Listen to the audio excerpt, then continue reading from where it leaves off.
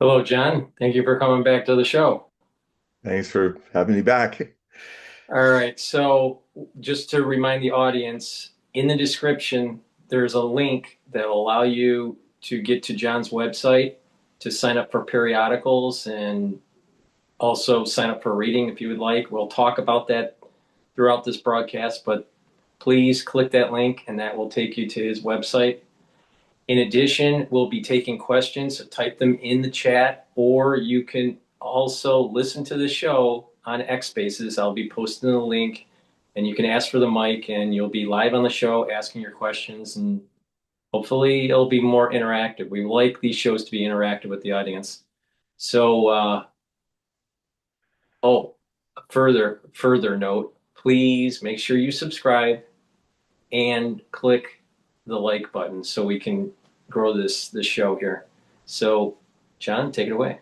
Well, also one thing I want to also add, this is a fundraising time for me. And so all you who are watching, I have a little thing. If you donate $5 or a little more to that link on to Hogue Prophecy, I will give you a one-time complete full Hogue Prophecy report, the most recent one that's been published, the one that's been quite the rage among my readers.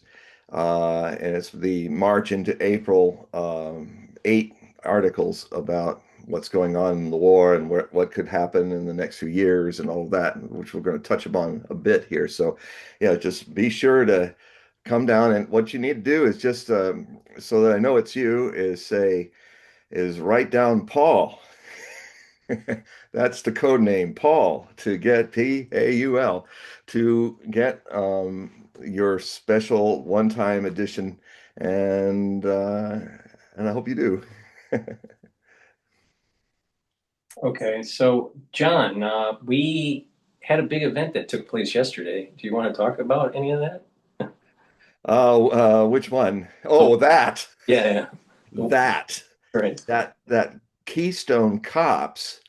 Uh, yeah, I used to work in security, and even just as a basic security guard, not FBI or anything like that.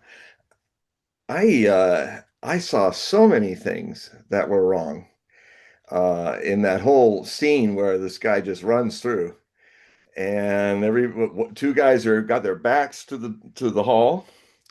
Two guys are having jawing some conversation, and then one guy by accident, probably not by any of his intelligence, was actually looking kind of towards the area, and it was almost like, remember that scene in Monty Python the Holy Grail where there's two guards at the door of the castle, and then you see Lancelot running, and then he's there and then he's coming closer, and they're still not quite noticing him that well, and yeah, he's getting closer, and then suddenly he comes through, kills one of the guards, and the other guard goes, "What?" Like that. It was, and then today, all the other things that were wrong, like a lot of people that were there, a lot of the press were there. They weren't checking things. It was really lacked security. It was, it was a slop match. And again, is this just a coincidence or is it a pattern?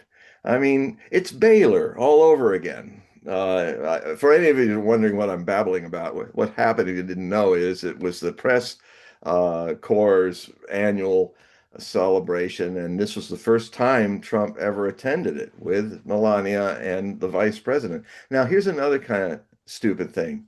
The whole government, the whole cabinet was in one place.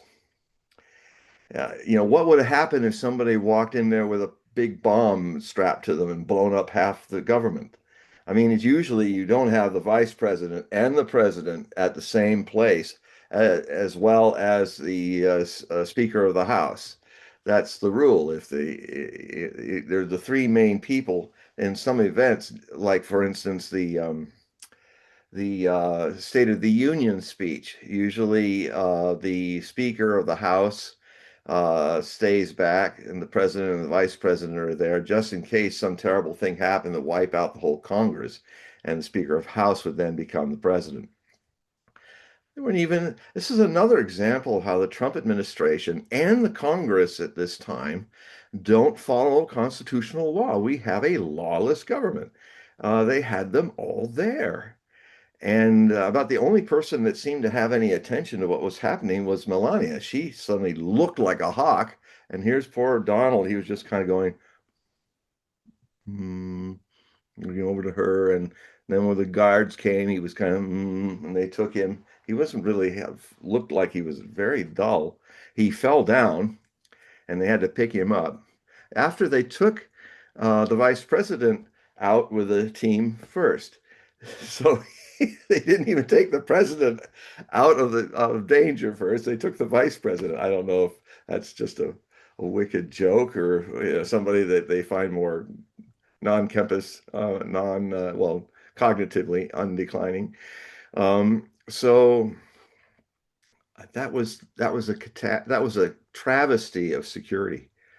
So that just shows that even even the president's Secret Service are just it's kind of unraveling into a goofball Keystone Cop show. So yeah, I wonder because it was so Baylor, it was just so Baylor all over again when Trump was shot at and got his ear clipped, and one person died and one person was seriously wounded. There were all kinds of things that were wrong about that. So. Um, And I can take this theme to another variation, which when I saw the photos from cell phones on U.S. Navy ships in their cantinas, I thought maybe this was a joke. They were showing how much food they were giving Uh, the crews. Just basically 1,400 calories. And so this is not enough to go running up and down gangways and running back and forth in a ship, and if anybody knows the Navy and been in the Navy, it's one of the perks of being in the Navy, volunteering to be in the Navy, that they always have great food. The chow is great. And I can't think of anything that would demoralize a crew more, other than the toilet problem that they were having on the carrier, that would make the morale pretty sour.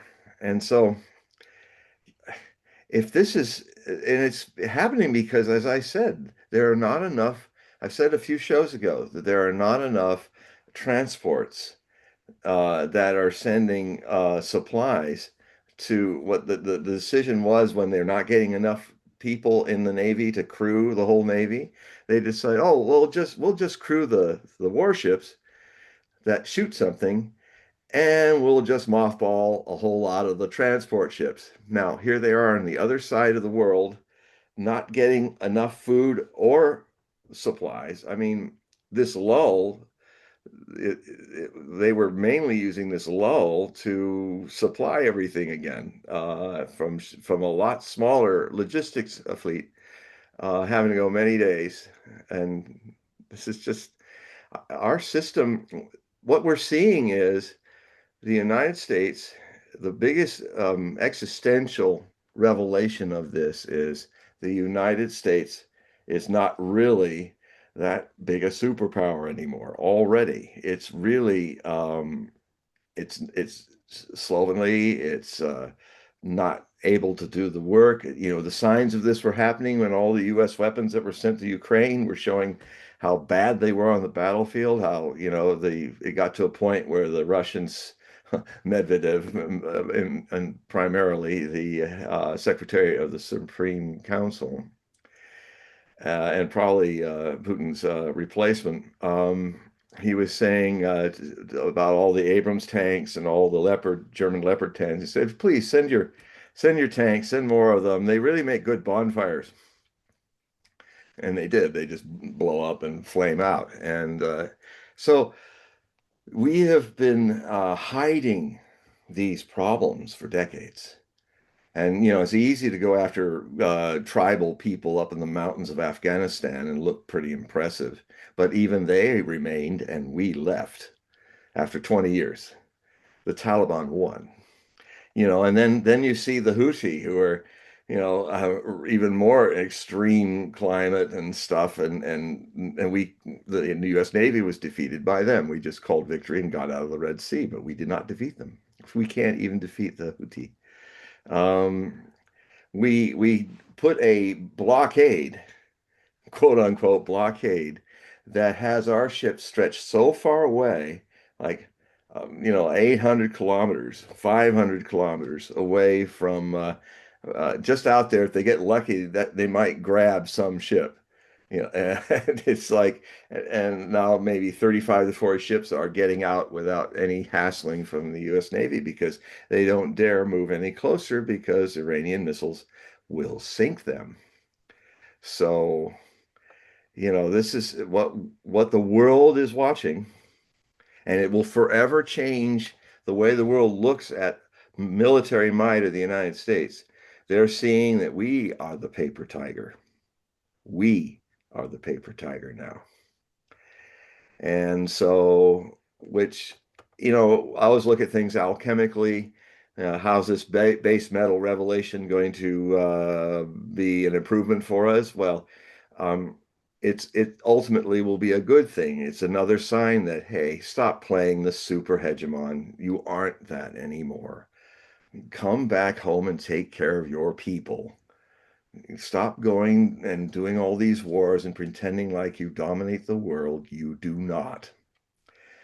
Now, um, what this what I have been looking at a lot is this lull going to continue? A lot of my sources think not. Um, Daniel Davis, Colonel McGregor, um, and one I haven't talked a lot about, but he's kind of rare even amongst the alternative media. It's Brian Beletic. He does something that even these accurate people that I study and watch over the decades don't do. Um, it's not a nice task. He actually reads all the think tank essays and reports. He literally is going into the circles of the overlords and reading their plans, which they publish because they think nobody's going to read these. And in these plans are some very interesting theories that Brian was talking to Nima Al-Khorshid, who's an Iranian expatriate who lives in, I think, Sao Paulo, Brazil. And um, it actually, in a nutshell, comprises what I have intuitively felt has been happening and already been writing about for a few years as this world war that we're in has been going on, which, by the way, is since February 2022. It's people are coming around now to realize that this is a world war. It's natural, it happens. It took people 2 years and 3 months to call World War II World War II. It took the Pearl Harbor attack that brought in the Japanese and Hitler and fighting the United States. But frankly, I would actually say that World War II started in the mid 30s, mid to late 1930s. It's very violent prelude was the Spanish Civil War, where the fascists and the Soviets were on the Republican side, and the fascist Italians and Germans were on the Franco-fascist side of the Spanish Civil War. And it was a testing ground for a lot of the weapons and strategies that would be used not too many years later in Europe and from the time of the invasion of Poland on. But a year after the Spanish Civil War began in 1936, a major event happened, which I think really, if you don't think Spanish Civil War was bad enough, I think this should have been the official beginning of World War II, when the Imperial Japanese Army and Navy invaded China. It was a massive invasion and one of the largest and bloodiest theaters of World War II that doesn't get a lot of attention in the West, probably because of Asian bias, historical bias. But that started in 1937.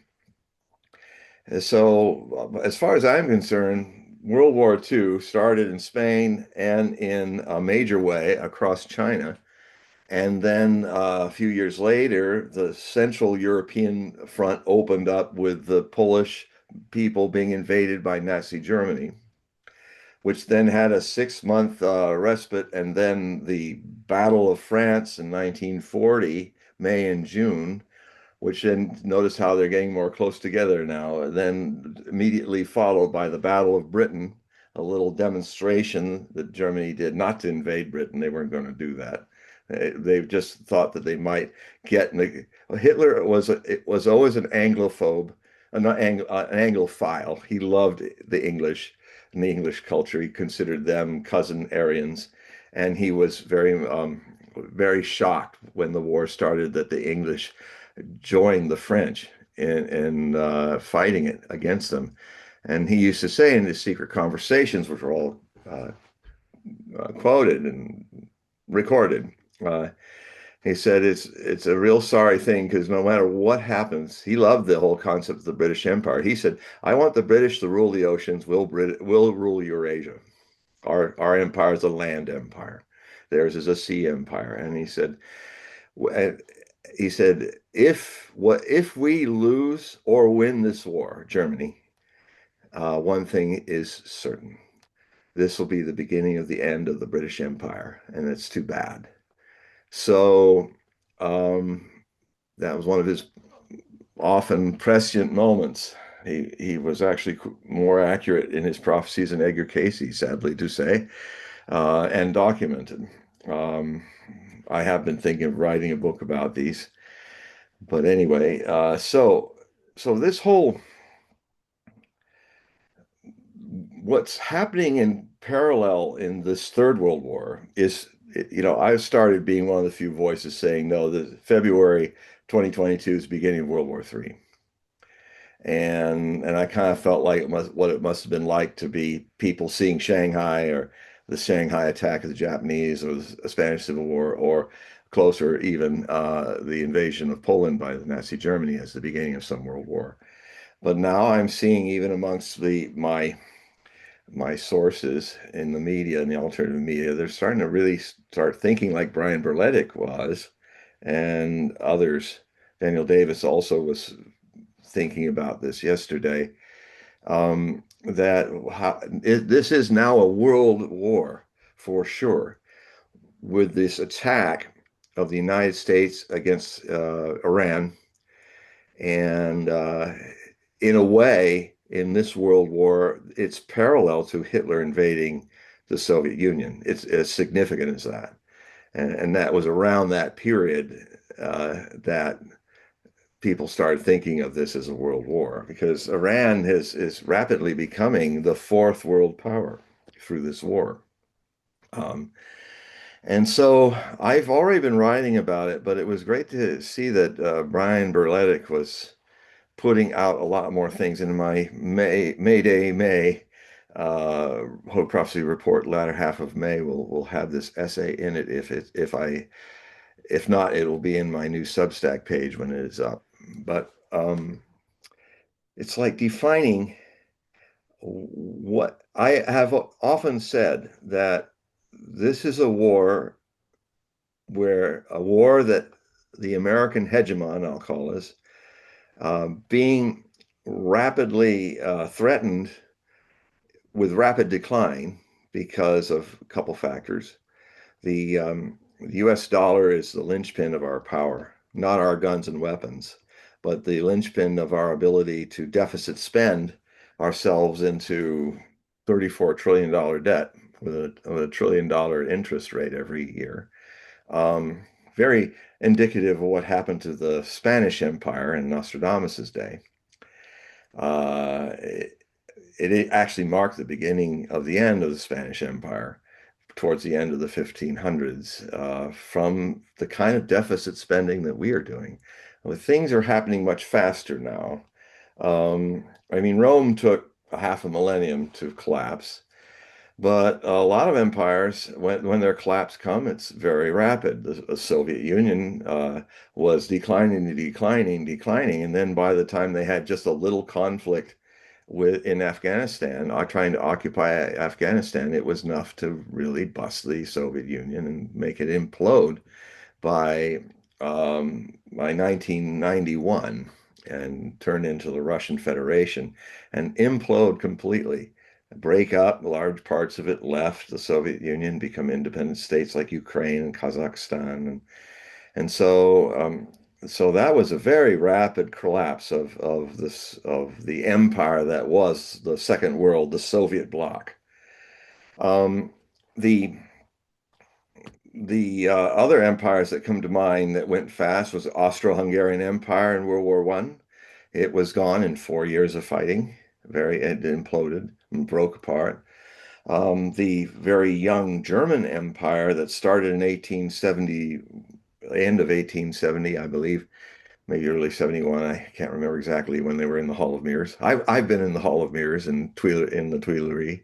It's quite amazing because this is where the peace treaty of Versailles, I mean Versailles, um, and the German Empire also was destroyed in 4 years by World War One. The new empire that was the biggest German empire in history, Hitler's Großdeutsches Reich, it lasted 5 years and maybe 7 months. The Imperial Japanese Empire basically collapsed in 3 years of World War II. And so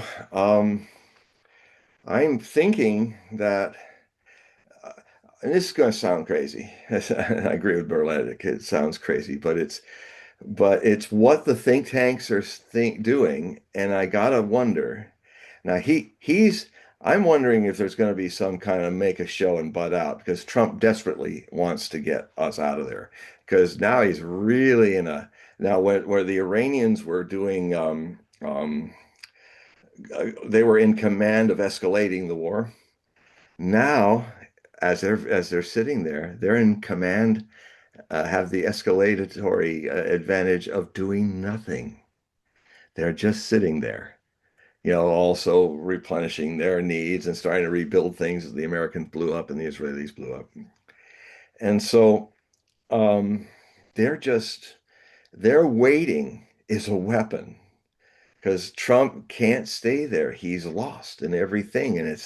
And now what's happening is all the impacts around the world of all this disruption of the Persian Gulf, oil, gas, and its byproducts were used for making plastics and especially the big byproduct for fertilizer, urea and other things that are literally there's a chance that 20 to 30% of the materials needed to grow crops and keep the green revolution going. Well, the green revolution with a drop of 30% is over, but it has 8.4 billion people to feed. There is going to be famine, and not only in the places one usually expects it, there will be famine even perhaps in places of America, food crises, and in other places. And that's coming probably towards the autumn. So the thing is that what is going on here is a war over energy dominance. The think tanks that the idiots in our leadership listen to are and think as truth is we are basically trying to repeat. If I understand Brian's theory, we are trying to repeat the fortune that we had at the end of the last World War that was profiting from the misfortune of most of the industrial nations that fought the war that were completely devastated. Not only in Europe, but the Soviet Union, which did the lion's share of winning the victory of World War II, lost 27 million people, 14 million wounded and injured, 9 million Soviet soldiers dead, and I think 18 million civilians that starved or died from the Nazi invasion. which claimed in total 5 million Germans and maybe a few million more Axis people. So this was so America was the only the reason why Bretton Woods happened and people started to look at what's going to be the new world order in the post-World War II world. It was pretty easy to pick who was going to talk about that because they all came to where? America to discuss this. Starting in 1944, we were basically the only big economy left standing in the world of major first world economies. All the others, Japanese were destroyed. The Dutch and the Dutch East Indies, their economies were in ruins. Germany was a lunar landscape, its ruins. France, everybody. So the Americans had capital politically as well as industrially to think big. And in fact, General George Marshall, who really ran World War II for the American side, he then became Secretary of State with Truman, and he ended up creating the Marshall Plan, which was used somewhat in Asia to rebuild nations, but it was primarily focused on rebuilding Europe. And we had the money because nobody else had money. We had only had a few craters fired into our uh, into Santa Barbara by a Japanese submarine, and there was a family in a picnic that got killed by one of their floating balloon bombs, and really, except for that, that was it. That was all the bombing and strafing and killing that happened on our homeland. We were very lucky. And in a way, some of that luck shined off on our allies. But also, what happened was it started to create this new world order where America founded NATO, North Atlantic uh, Treaty Association, and it was our way to create the new block of the free world, so quote unquote, the first world that had the Europeans as our satellites now, not no longer the masters of the world like they were before World War One. Now we were a superpower, and the Soviet Union were the two superpowers dividing the world. The Warsaw Pact was the counterbalance to NATO of conventional forces that would prevent a NATO encroachment on the Soviet Union. Then what then eventually happened so the US dollar then completely eclipsed the pound sterling of England, which had been the reserve currency of the world for a long time in the 19th century into the 20th century. We then replaced it. And so and then with the change of getting off the gold standard and floating our currency, we went from gold being the reliance of it into Saudi Arabian petrol. And then we started this big mistake where we started to do something that was rare for Americans. We were not people who spent beyond our means. It's very un-American that we ended up being in this totally, deficit spending economy. I mean, even when I got back from India, I've always been a pay-as-you-go person, but I looked at how I could get my career going as a writer back in the States, and I said, I'm going to have to join this economy, where I'm going to have to maximize my credit card and then start paying it off so I can just get a start. Um, and I was forced to follow this reality because I couldn't do it without doing what everybody else was doing. It's sort of like the way I'm trying hard not to have a cell phone. It's getting harder and harder each day not to have a cell phone because it's like it's the tyranny of you must have it to actually be a citizen now. Everything through your cell phone. So anyway, what then happened is we started to do the long-term bonds, and the Saudis would buy them. The Saudis would buy them, and uh, in U.S. dollars, and that gave the U.S. dollar a standard, not on gold anymore, but on Arabian petrol, gas products, natural gas, and all of that. So, um, but then the Cold War ended. The Soviet experiment economically failed. A small little war was enough to end the Soviet Union's military might. It was exposed for being the white elephant and rusting thing that it was. Just like we're being exposed in this karmic echo of our approach to a similar fate that the Soviet Union suffered, it is now our turn as the former superior hegemon of the Cold War to now face the music that we have to make a rapid retreat out of Imperium and our bases and all of that. And nothing has more significantly revealed to the world how much our threats are not backed by conventional warfare means. Now, of course, the danger is we might think the danger for the United States leadership and the danger for us is we might both mistaken the overlords and the overwhelmed might the people might make the mistake of thinking that this declining hegemon is no longer very powerful. It is still exceedingly powerful in a most dangerous way. If all of its lower escalatory ladder weaponries and steps are all kind of showing that the to be dysfunctional, what's left but nuclear? What's left than the temptation to say, well, maybe if we get the Iranians' attention with a 74 kiloton nuclear bomb on Tehran. Um, and I wrote about those who read the Hogue prophecy reports, and the one that I'm making available for those who haven't for $5 is that you will if you put Paul on the thing is that you will be you we will be I had said in this stellium of all these planets in Aries, god of war in astrology, also the god of new beginnings and new enterprises. Right now it's kind of leaning towards the god of war. um, And I was saying that after this stellium reached its maximum between the 16th and 18th of this month, that was kind of the conception of the influence that's kind of come after it.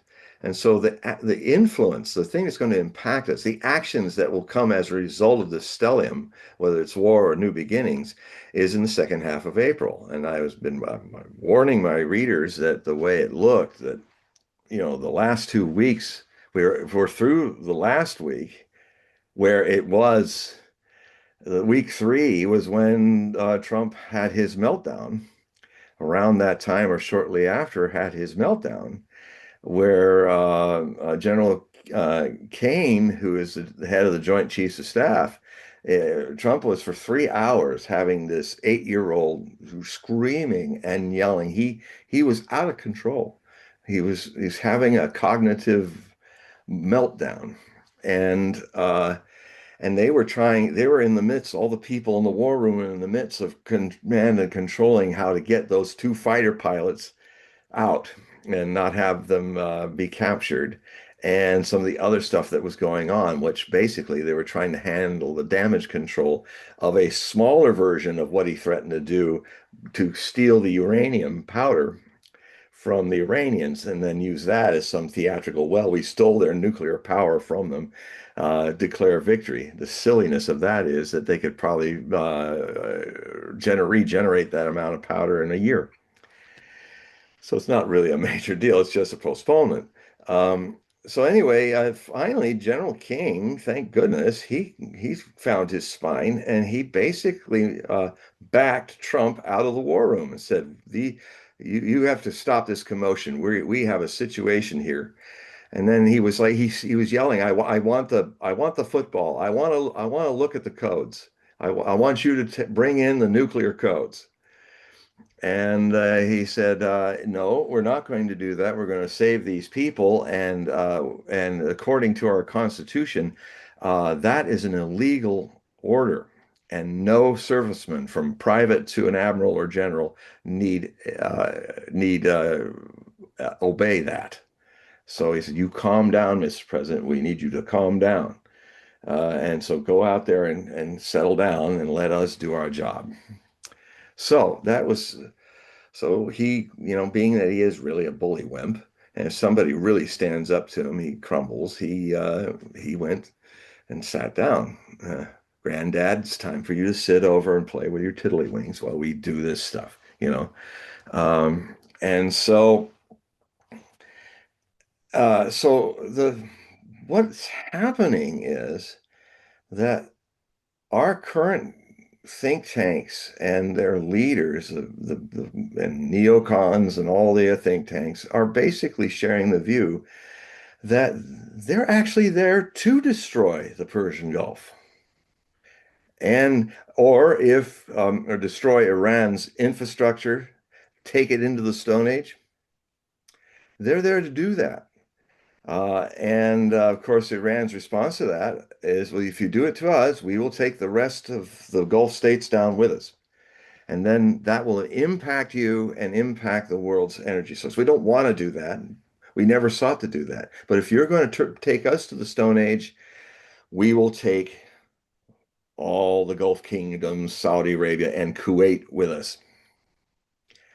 And all that oil and all that stuff that you need it'll be even more, like 32% of all the things you need in the energy markets to make a modern global civilization run. And it will be it won't be a recession.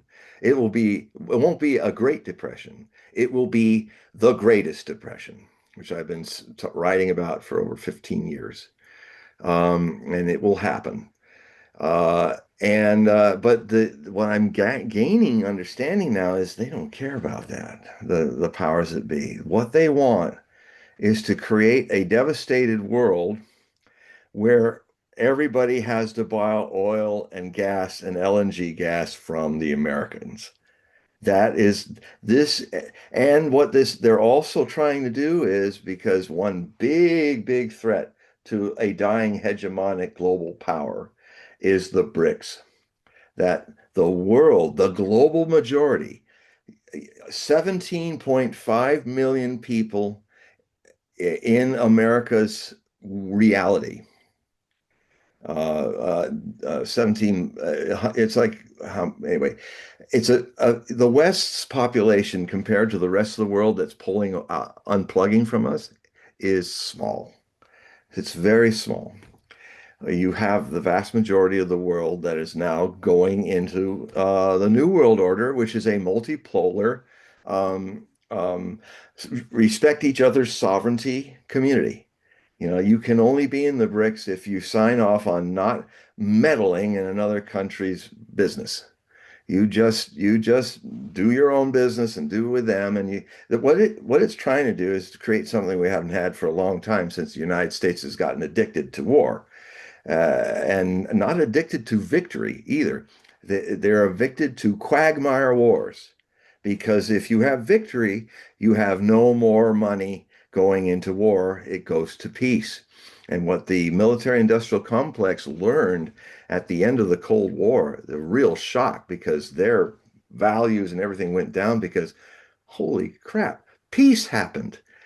Peace. No more wars with the Soviet Union. No more indirect conflicts, no more waiting for something to happen, no more Iraqi freedoms, no more Afghanistan's.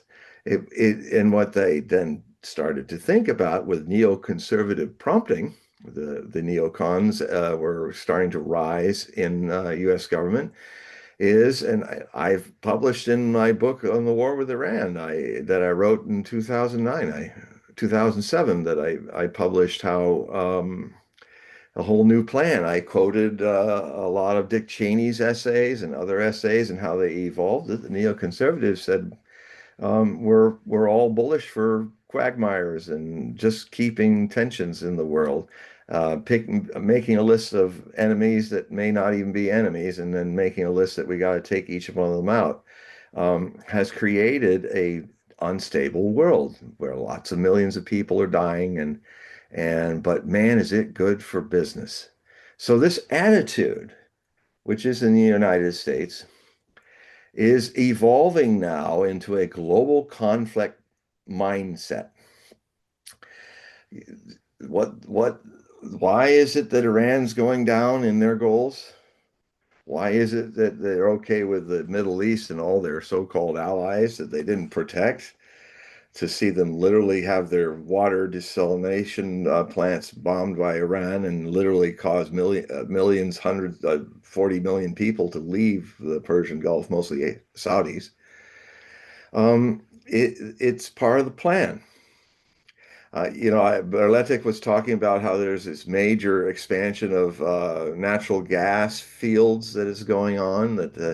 There's of course, if the oil is more expensive, then fracking can be resumed. It thrives during a high oil cost situation. So all those fields in North Dakota will be fracked again, and because it then makes a profit.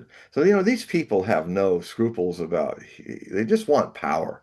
They just want to keep America as the dominating figure. And if they ruin everybody, their goal is to make sure that we're less ruined than everybody else. So we're the boss. I mean, that's as vulgar a way as I can paint it to you. So this war is about causing economic. Look at the places that are already suffering from famine, food shortages, fuel shortages. They're major members of the BRICS, all the Southeast Asians, there's problems in India, which is one of the top three BRICS members, one of the original four founders after South Africa put the S on BRIC. And that means it's Brazil, Russia, uh, India, but now I'm thinking Iran is taking that eye because India's kind of been on the sidelines with the BRICS, not knowing which side to be on for this is often happening.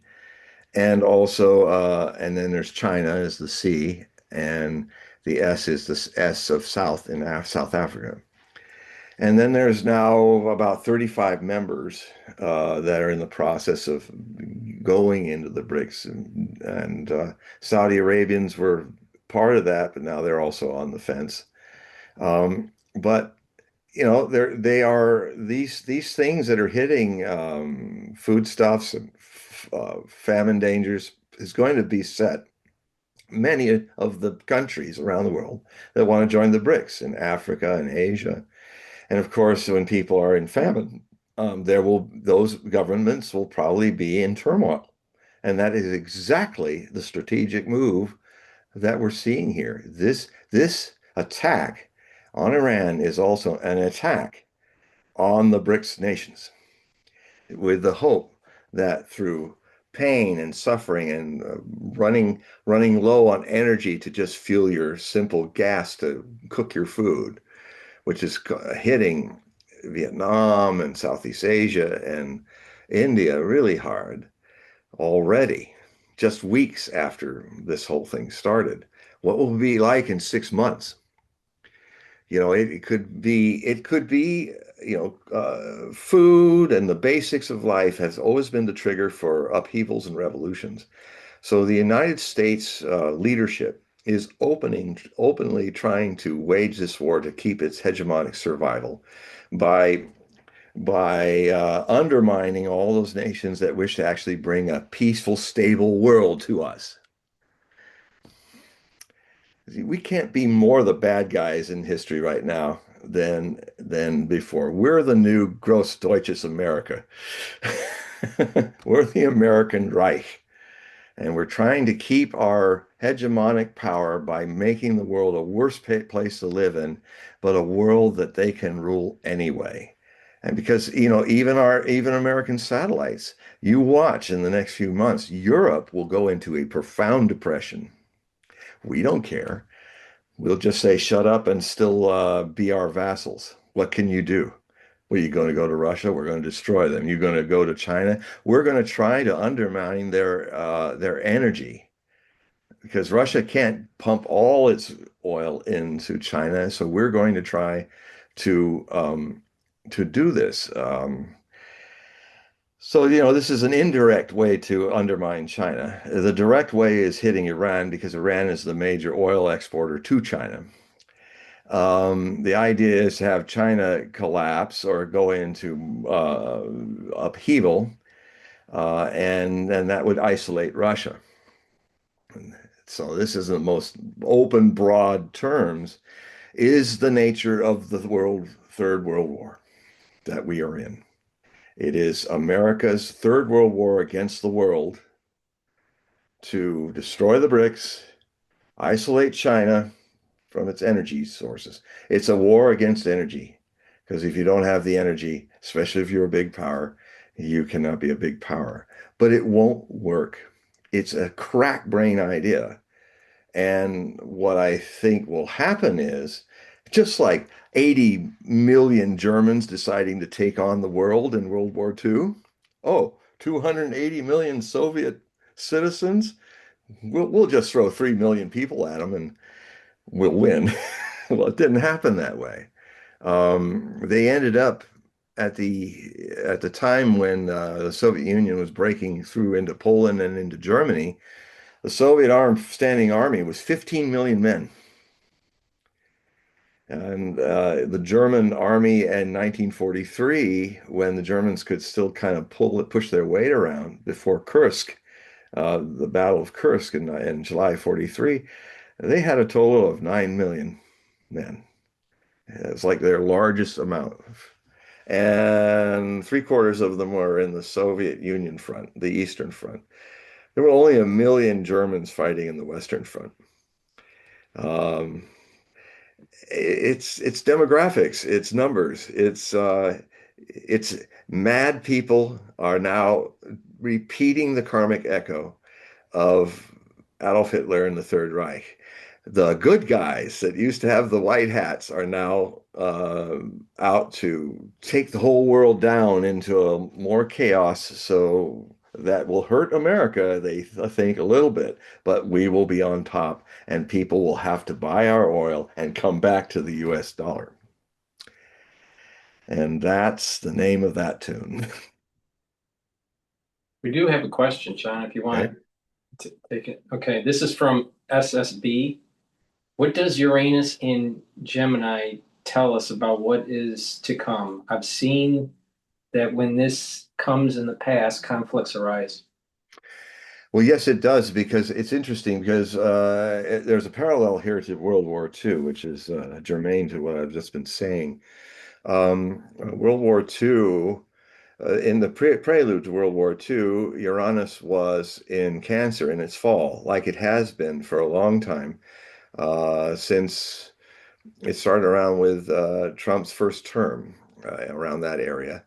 And it's in its fall, which means it's in the absolute worst place that Uranus, the ruler of Aquarius, which is a air sign, and also the theme of the next millennial epoch, which is a idea of individual sovereignty for the masses.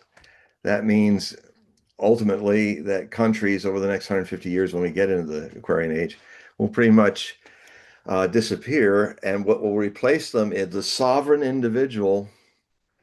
Only the sovereign individual is truly sovereign, with other sovereign individuals can work together in community. So I'm not saying there won't be countries, but the whole political order will have changed. I have a essay in my book of things to come, one of the larger essays and more important ones about, the future of democracy, that I've had outlined for 30 years, and now I'm finally going to publish it. So it's important to know that Hitler taking over Nazi Germany, which was the key point to really eventually get the World War going, Second World War going, happened when Cancer was uh, when Uranus, the ruler of Aquarius, was in Taurus, the last place in the world it wants to be. And what happens when it's in Taurus? When things happen in falls, um, every planet has the potential of being in a fall. Like Venus is in fall, in its fall in Scorpio, and it also exaltations happening, like Pluto being exalted in Leo.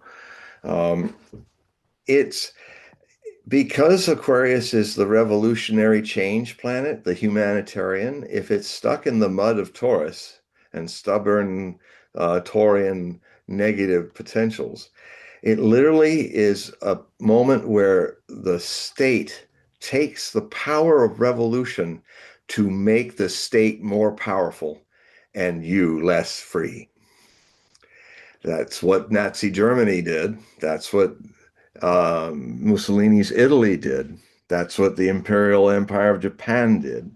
And that is what also had Stalin during the time when Uranus was in its fall in Taurus, was the great terrors and purges of the Soviet Union by Joseph Stalin. In short, it's a time where something that should make you freer, the theme of Aquarius, when it's in its fall, it makes you less free and more suppressed by totalitarianism. And so there was a lot of that brewing. This is where all this preliminary darkness started to descend on the world, especially the so-called free world in Europe and here. The COVID shutdown was definitely an experiment in what the overwhelmed masses would do if their overlords ordered them to sit still and do nothing. It may come back again with what's coming with this crisis of energy. So, so the so what then happened is towards the time of World War II beginning, Uranus left Cancer and went into Gemini. And if I recall, for the majority of the its transit, most of World War II had it in Gemini, and and so that is a situation of polarity, finding complementary new ideas, new.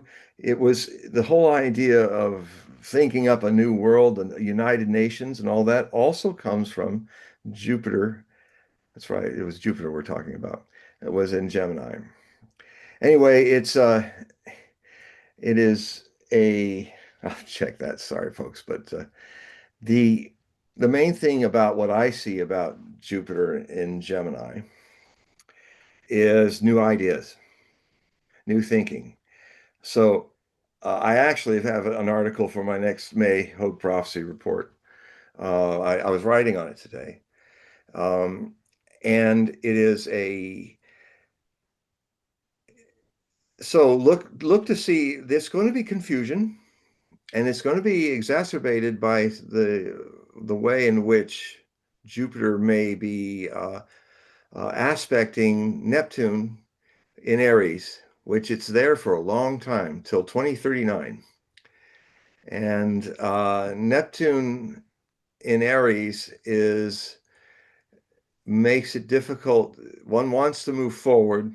Aries is about new beginnings, step forward, start something new, but a confusion about what is required to make it the new successful. It is a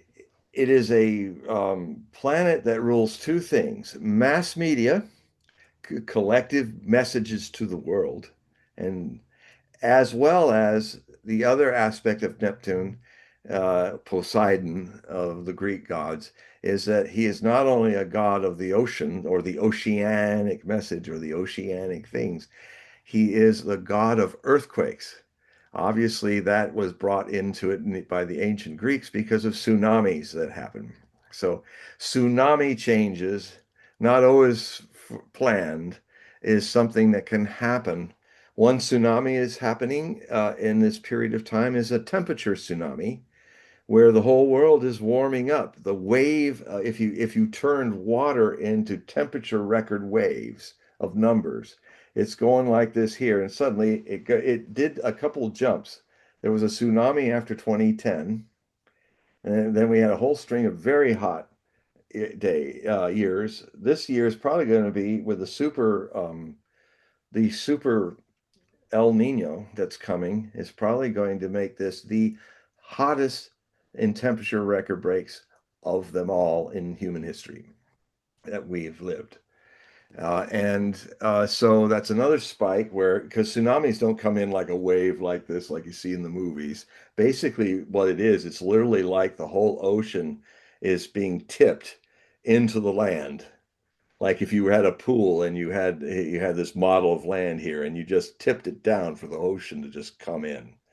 And so if you ever watch the CCTV cameras of the island of Hokkaido during the superquake that hit in March 2011, you will see some remarkable things. It doesn't come in as a wave. It's like the whole ocean just decided to rise and everything sinks under it.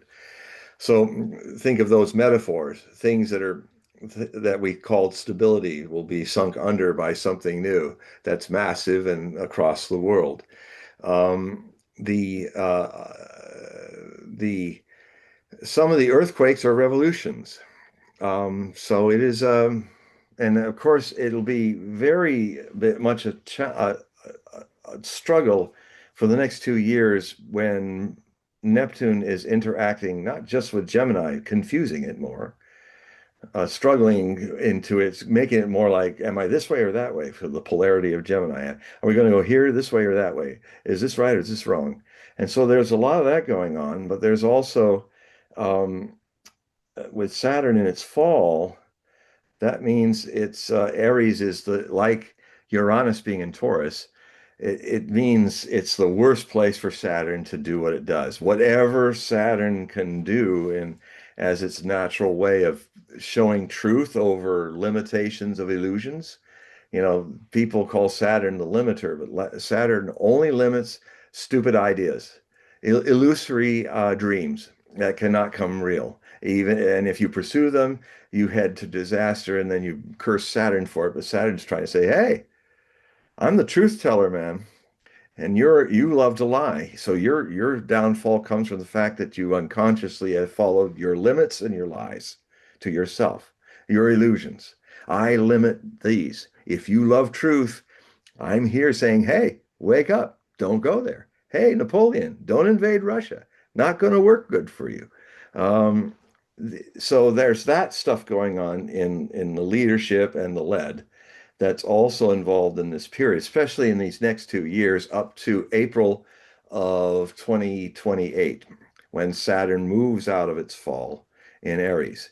But I can imagine with what'll happen is Saturn will this to be impetuous, Saturn to be impetuous is really against the grain of Saturn. Just like Uranus being inverted, its revolutionary new ideas is actually that energy is turned into a no, we're going to make a totalitarian revolution and push people down, like Nazi Germany. Well, in the case of truth, in Saturn and Aries trying to start a new beginning is going to have a great difficulty because it's going to be fed with impetuosity and the impatience, rashness, the negatives, the illusions of the Aries world. And so, but one thing to remember is that many people who have Saturn in Aries are some of our greatest scientists. Einstein had it. Many people, and when I've been reading people in my readings, and I see they have, I tell you, since 2018, when I returned to private readings, when I come across many people with Saturn in Aries, I said, "Are you involved in scientific investigation or this and that?" And I have not had a person say no.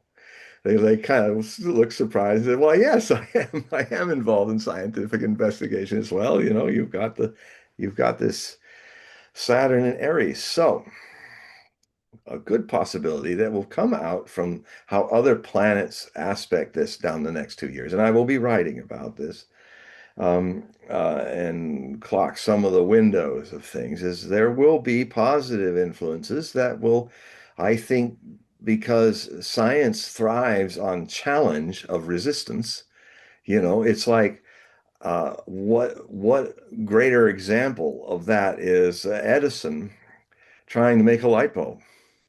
He, after 2,500 attempts, his assistant said, "Oh, drop it. It's not going to work. We can't make a light bulb." And Edison said, "You're seeing this upside down. We are killing all the failures. Every attempt is getting closer to eradicating all the wrong ways to make a light bulb." And so so stay with it. We're very close. Yes, I know, 1,000, 2,000 failures. That means we're very close. And his assistant didn't buy it, and then he went on alone. And two steps after that, his wife woke up and ran in the middle of the night into his lab. I said, "What the hell is that light?" There's this light. What are you doing? And then she saw the light bulb lit up. So struggle is part of the scientific process. Failure and then try again. And what I'm saying is that in the next 2 years, there could be the seeds planted for some remarkable inventions. Who knows? Some of them might even make oil irrelevant.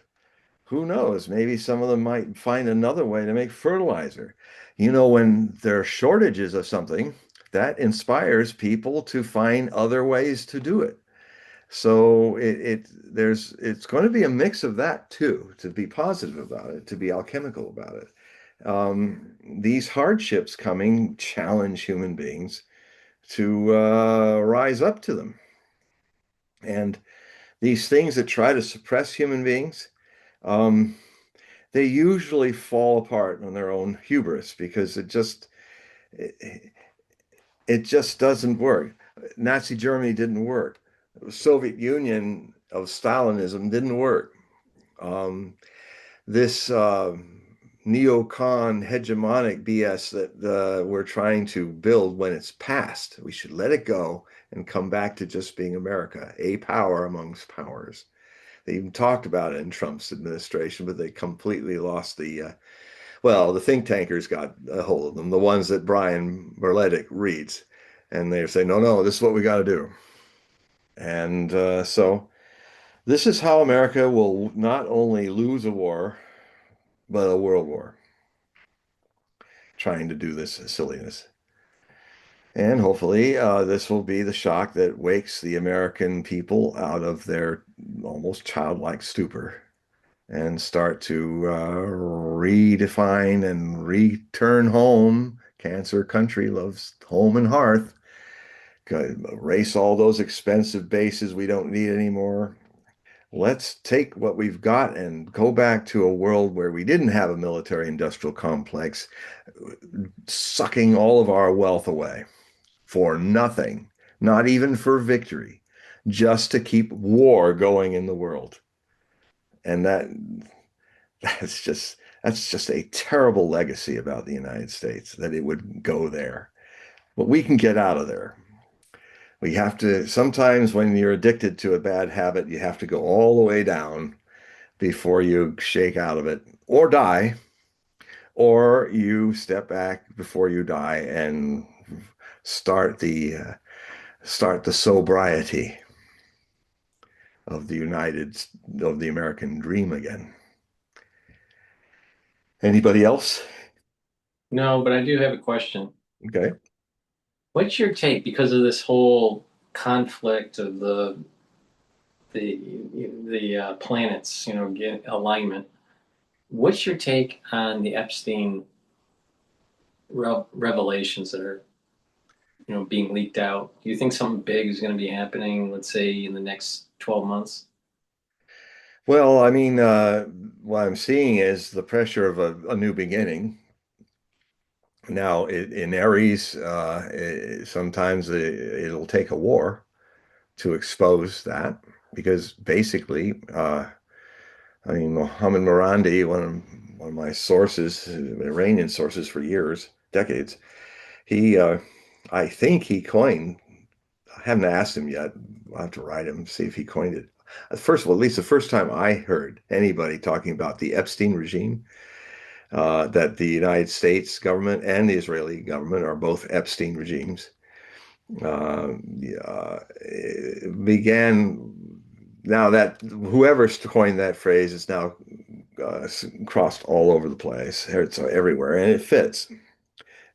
Corruption, spiritual corruption, constitutional corruption, um, a hubris of thinking that we're the number one nation, or the hubris of a very small nation thinking that it is the master race um, after Hitler. So, how that go for Adolf? Not very well. It's not going well for Israel, and it could be the end of Israel. So, nations are going to disappear in this period and be greatly changed.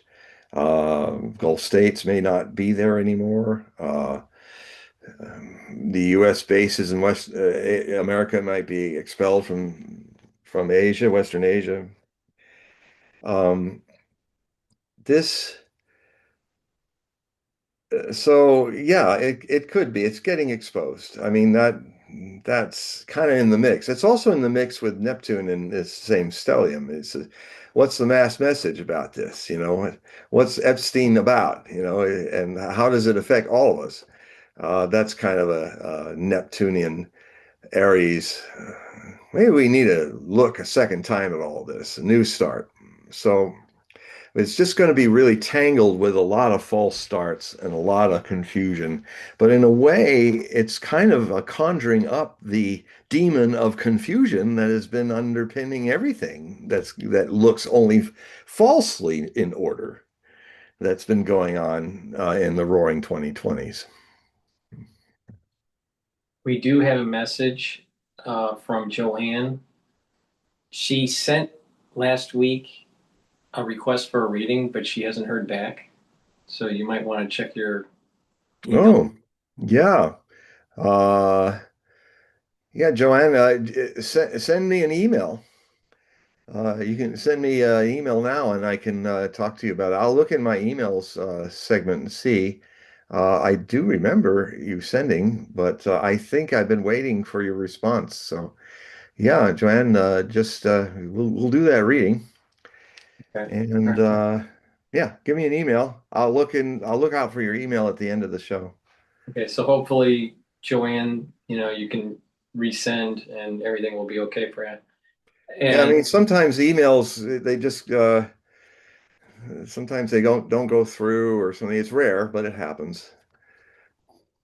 I want to dive a little bit into the whole Epstein thing. The reason why I am is because I saw a 4 hour podcast with Wow. Julian Dorsey. All right. This is the first time I've seen his work.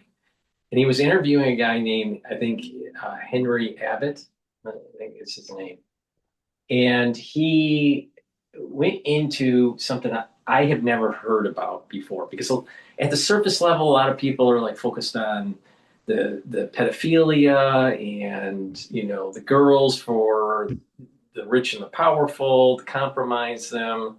Maybe it's tied into some sort of intelligence operation by the Israelis or the United States. Most likely it is, but it goes like even deeper. And I want to get your take on this. Okay. So the theory here, all right, and they had 4 hours of Wow. the details about this, but this is really just the opening of the door of something deeper. It's Hmm. not about the pedophilia, even though everyone's focused on that. They That want you to be focused on that. that's actually the minor part, Yeah, that's a distraction. right? Well, they call it that's the opening of the gate. Yeah. Okay, so let me try to describe Okay. really quickly and then get your take on it. Okay. So the opening of the gate is that you have Epstein, who is trying to compromise individuals based on their sexual deviance. Yeah. All right. And once they're compromised, there's a group of people that need these individuals compromised to be able to get them to do certain things, either because they're in tech or they're in banking, and it's tied into money laundering Hmm. and moving money from different countries and working with the mob, um, and the black market, and creating these shell companies that's moving money around that leads to arms sales. So this is really, so what's happening here is that there is there is almost like a pyramid of power. At the very top are people that benefit by moving big chess pieces in the world, especially with war. Yeah. All right. And it's not just individuals in our time, it's individuals in a generational time. Hmm. It's not just like, oh, next week or 10 years from now. They're thinking in 25, 50, 100-year increments. All right. Now, from there, they have the next level that are told what to do. Epstein is at that second level. Yeah. And people like Epstein. He's an enabler. And what happens is the next level are compromised individuals that can actually do the work. Yeah. All right. We call them the rich and famous, Yeah. but really they are the workers, Yeah.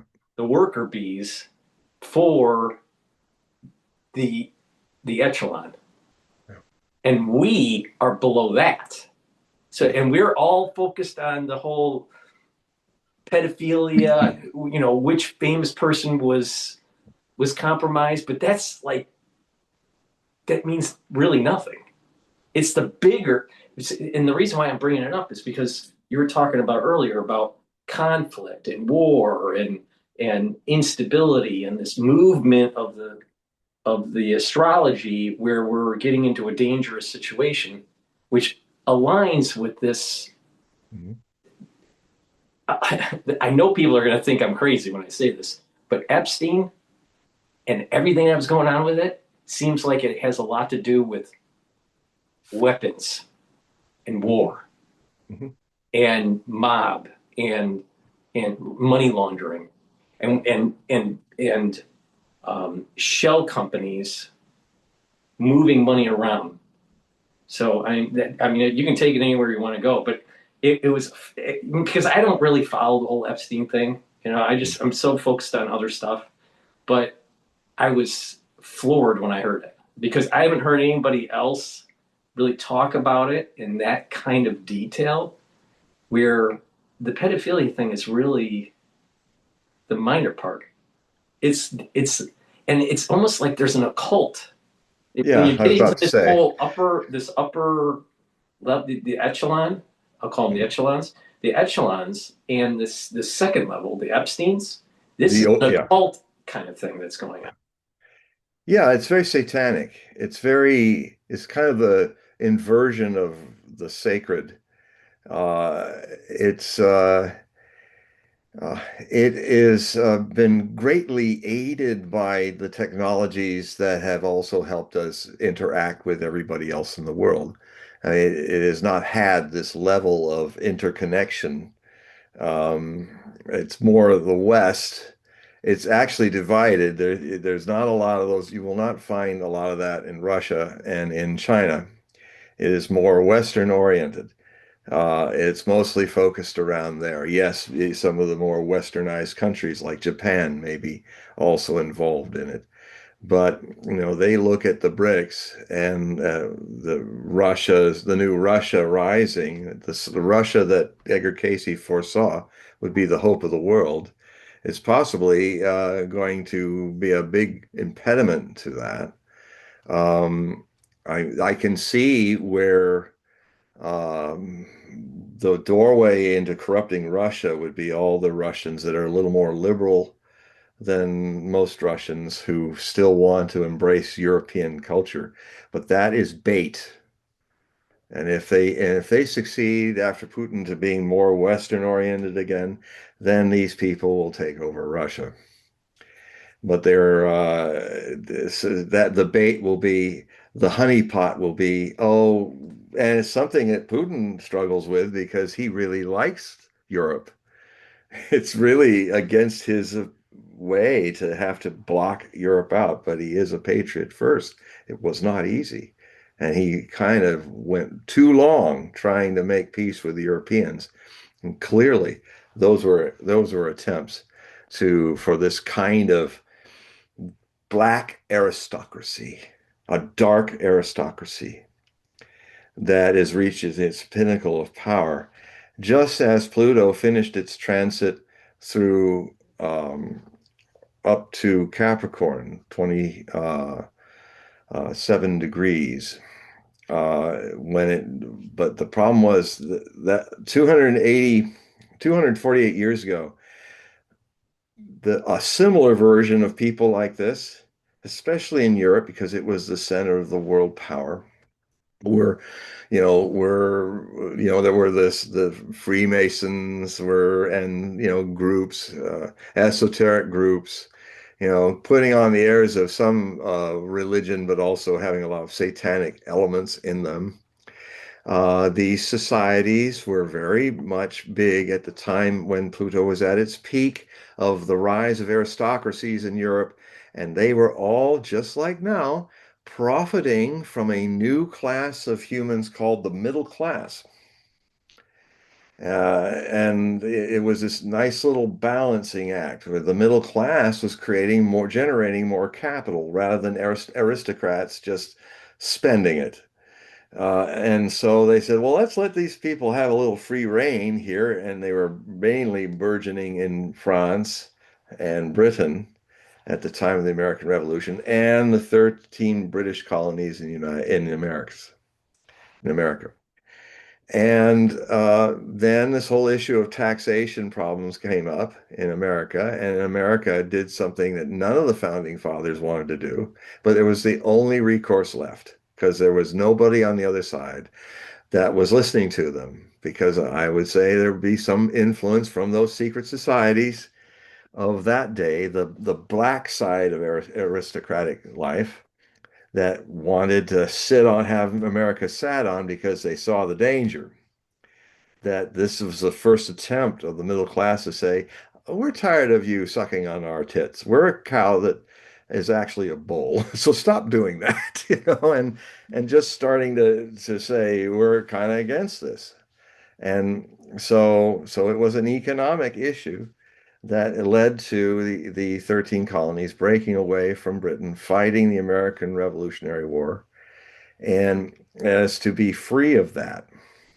Um, so the the apotheosis cycle is every 248 years where aristocrats, the 1% running, having all the wealth and everybody else not, reaches its peak. And so by the American Revolution, that was the peak of aristocratic control in Europe, and then it soon rapidly declined into when Pluto started to transit through Aquarius, revolution. It started to transit into the French Revolution. The French Revolution, the American Revolution was the dream, the model. It was the French Revolution that started a century of revolutions. And the Pluto return is coming in 2034 through 2036. The same return of the America that will bring the same kind of energies that started the French Revolution, which basically started slowly changing the world. And the difference now is that now middle classes, there were just middle classes in a few places back then in the 1770s. Now almost every country on the planet has a growing middle class. In fact, China very soon has a middle class of 800 million people.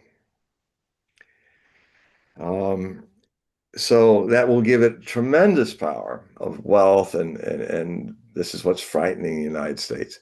I mean, China has been, if you gauge economy by a reality rather than stupid GDP stuff, real economy is people buying and selling, is the passage of goods to customers and to, if you look at all of that and what's manufactured, China has been the number one super economic power since 2016, just as Mao predicted in 1951 it would be.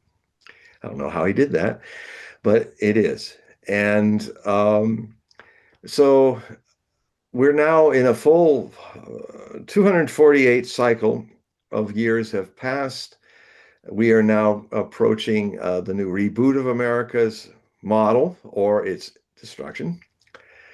Uh, and also the passing of the torch of that rebuild to a renewal of the global doorway, where this time all the middle classes will be involved in some degree of revolution against these secret societies of our times that have much more reach because of the global interconnectivity of the world. Right. So let me just do a follow-up there. So do you still think that we have a version of the Hellfire Club? I don't know who they are. Is it 18th Explain. it was the 18th century kind of Pick your name of, Freemasons, Hellfire, all the secret societies were the previous attempt of doing what these societies are doing now, but these are much darker Mhm. and much more depraved. So what was interesting, and I didn't see the movie, the whole Eyes Wide Shut movie. I I didn't know did. I didn't see it. So but what I did see a documentary about, the crazy stuff that was going on, Yeah, the filming of it. And then yeah, Kubrick I've seen that. shortly died before it was released, but there was a director's cut, supposedly. Well, and there's some question whether he went into a dangerous place Right, with right, that right, movie. right. He thought of it as his greatest film, and probably if they left it alone, it would be his greatest film. But man, did he look aged. He aged so fast doing that film. He was 70 looking like 80 or 90. His beard went white like mine, but he looked burned out. And I sometimes wonder if they just he was always the way his directing style. I just watched this morning how they made Doctor Strangelove, and one of his it's not very nice, but it works. He liked to do all those thousands of takes so that he could kind of wipe away the ego, the fake actor, the technique, and really keep people kind of nervous and offset to do this and have no pretense of actors acting. Mhm. And I had a similar experience when I was in this art film with Richard Evans, who actually was a well-known character actor. He lived here on the island, and he in one session where I had to play this guy who was a real like these guys, a real Epstein character, and he yelled at me. He says, "Don't act. You've got it. You don't need to do any. Just stop doing that. Just." And so I just went into that real dark place playing this heavy. And I looked at this lady, and the way I looked at her was just disgusting. And I remember when the thing was over, I mean, people were like, "Yeah, that's it. You got it. You nailed it." And then at the end of the take, I went, "Ugh, I feel so dirty." And I was watching a lecture by the director of the Lincoln Center. It's a theatrical um, company in New York, and she Hmm. was talking about Ragtime, the Mm. play, the musical. So Well, the movie. so she was talking about how they were doing the auditions and how they were like looking for what she called truth. Mm. Where because a lot of times, especially on stage, they maybe a little bit more flamboyant, or they sing a little bit too much, Yeah. too forcefully. Real So cultural. she was really focused on this idea of Yeah. being truthful, in the Yeah. act, or Yeah. truthful during the performance. Verismo, as they say in Italy. Yeah, some of the things that Kubrick did, for instance, everybody remembers George C. Scott's over-the-top performance. It was fantastic, but I learned today that Scott wanted to do it serious. And so what Stanley Kubrick would do is say, okay, just for fun, just do it over the top. And he'd say that in everything that he did. And then when Scott saw the film, he hated it and never would work with him again. But I'm sorry, Mr. Scott, that worked. That's genius being. Sometimes genius can be tricky, and I'm glad that Kubrick was so tricky. Well, in the case um, oh, the guy who played the main character in Eyes Wide Shut, you know, the famous Oh, guy, Tom Cruise. Tom Cruise.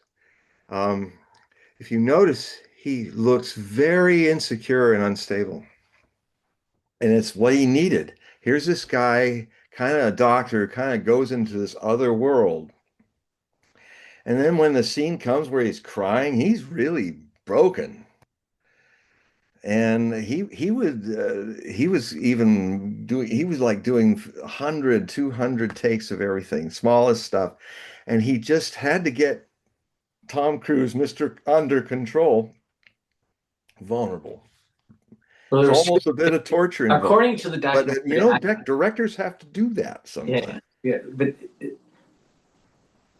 it took longer to film than what was expected. I think it was like All of his 100 films did. or 100 and something. But he really focused on Tom Cruise for two reasons. One, to wash away the fakeness to get to that truth.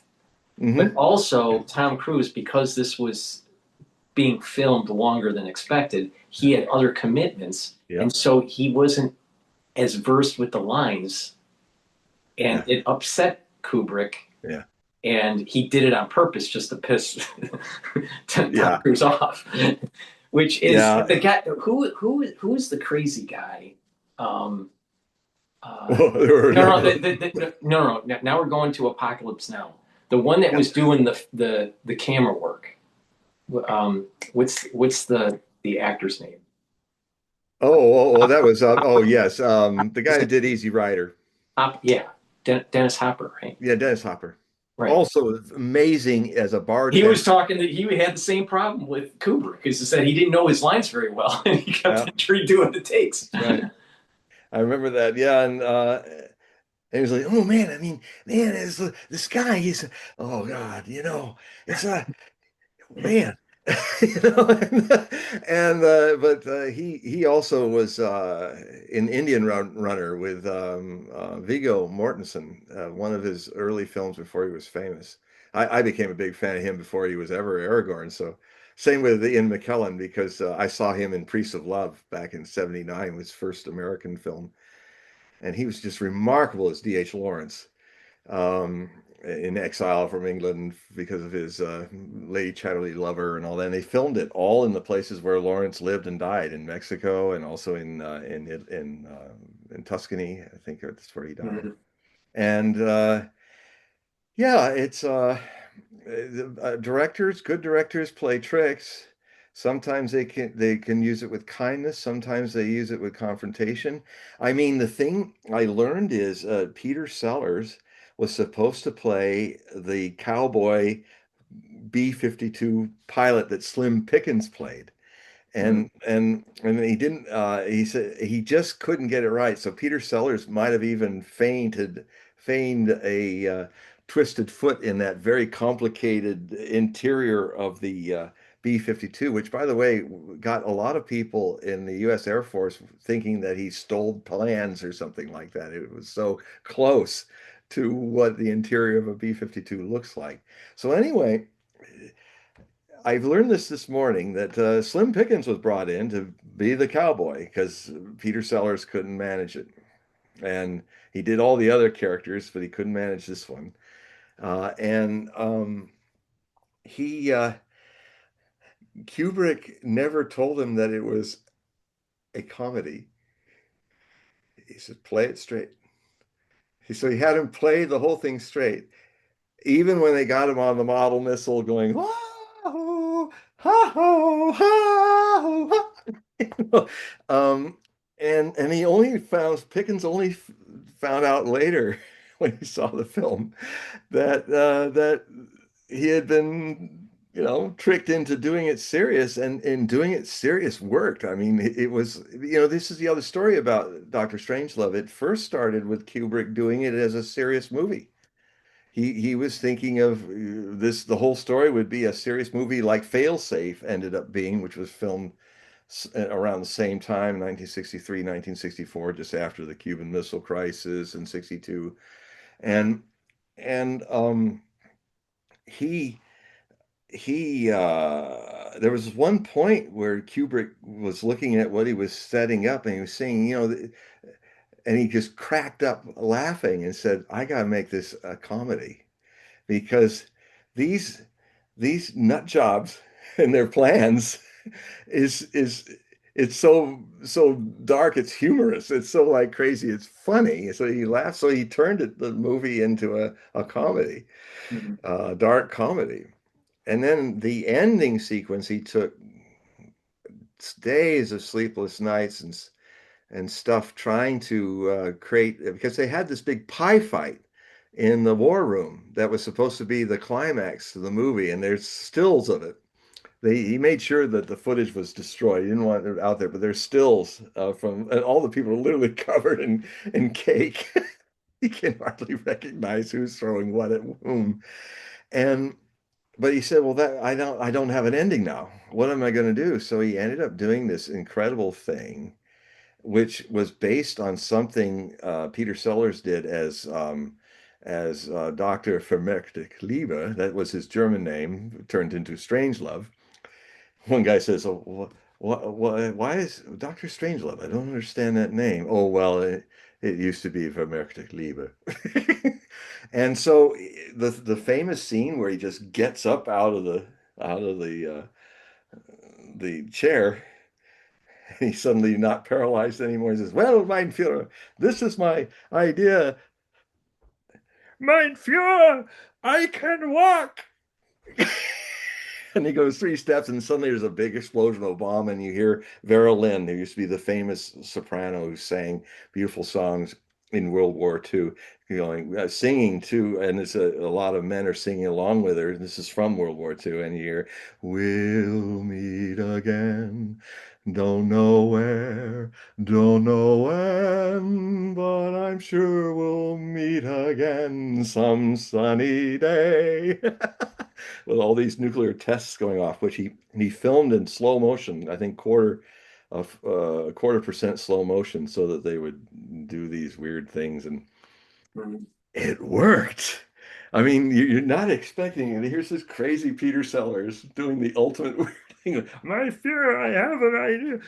And then if you look at the movie, when he's having the fight with his arm, and Kubrick said, "Yeah, put this on," because Kubrick studied a lot of, and so did Peter Sellers, studied a lot of German scientists. He got a lot of the ideas from German scientists that he knew.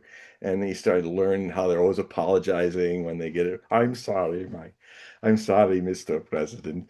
And but the part where his hand has a mind of its own, the one that's got the glove on, and he holds him, and he goes, and then goes like that. You look at the crowd. The guy who plays Ambassador Kissoff, or no, Ambassador whatever is the funny name they gave to him, who is like the one. Yes, we were too busy with the war race and the peace race. You know? The one that's taking camera shots at the end at the war room. Anyway, you watch him. He's a great English actor. He's having a hell of a time not cracking up. He's going like, and they left it in because it's so funny. He was literally, his face was turning into a wrinkle, trying not to laugh. And Um, it's interesting, like, even with Lucas with Star Wars, mm, originally he was trying to make it a comedy that ended mhm. up being just a kind of just a sci-fi No, mythical. space opera, classic Yeah, space opera yeah. with But comedic the moments. original intent was, Mm, Chewbacca was the space dog. yeah, It was which built to be happened a with Bartholomew in Spaceballs. yeah, yeah. No, but John it but Candy. but it during the filming and it morphed. Another thing that I learned today, Eyes Wide Shut is a remake off of an older German movie. And a novel, turn of the Right, century novel. right. Yeah, from Austria. I think it was an Austrian author, German Austrian author. It has a very old Habsburg quality about it.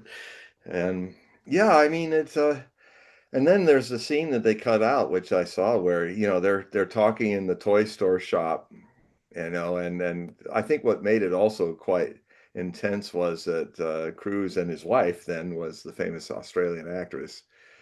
And and actually, I think it broke up their marriage, the things they went through.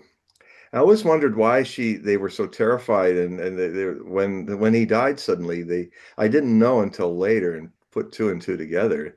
It also in the end, his sudden death was, she was not just devastated, but she was also afraid. I feel so afraid, she was saying, and I can't rule out he was going where people of the overwhelmed don't go, into the Mhm. world, the dark world of the overlords.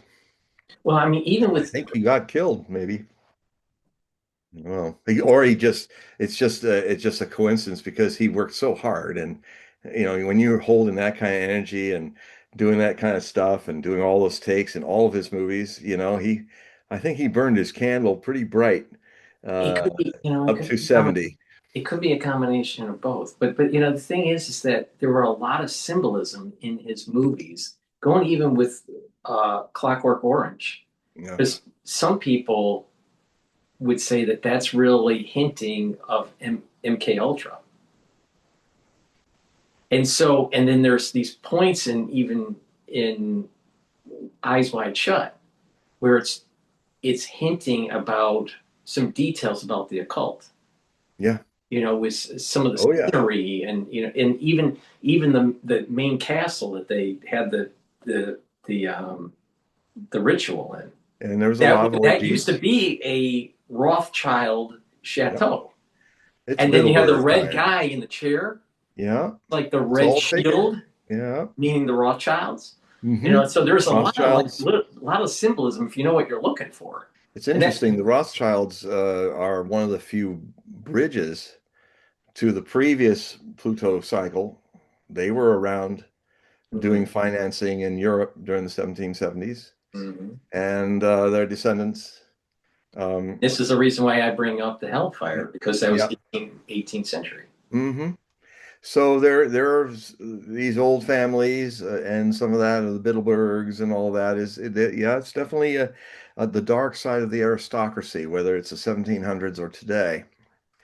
And yeah, it's a very interesting. Well, we'll see what happens. Yeah, we'll see what happens. Yeah, but I just found that you just because I didn't see I did watch Clockwork Orange, Hmm. um, Doctor Strangelove. I mean, these were a long time ago when I seen them. Yeah, I think Obviously, Paths of Glory was one of my favorites of his film. Paths of I did Glory is too. a must see. That's about World War I, and and a corruption trial with the corruption of French officers. And Kirk Douglas plays the captain who was also a lawyer, but he was also the commander of a regiment that got butchered in the trenches. And I haven't seen a World War I film better than that, except All Quiet on the Western Front, which is 1930. That's a must see too. But that scene when at the end when he's kind of sitting outside of the bar and he's about to be called up, he said, let him listen to the lady sing a little longer before they go back in the trenches. And they had all these French soldiers in there, real tough guys, and they had a lot of portraits. And then the German woman who was captured on a ship that got into their territory, their water territory. So she's like a German, this beautiful German virginal lady, and she ends up singing this la da da dee da da da dee la da da dee da da da dee la da da dee la da da dee. And they had the cameras running, and they didn't take much of a take for that. They literally caught these guys, these tough guys, with the cameras on them starting to melt and starting to cry and starting to hide their face. And it's just so poignant. Where they were like ready to rape her in the beginning, they're all thinking of home and thinking of a life beyond war, and it's just one of the most anti-war wonders that anyone's ever filmed. And so that's a must-see in the Paths of Glory. What I liked was the movie 1917. It's a modern film. When did it come out? Hey, hold on. I think Well, 1917 is a pivotal year. it came out in when did it come out? Bolshevik Revolution. 2019. 2019 was when it came out.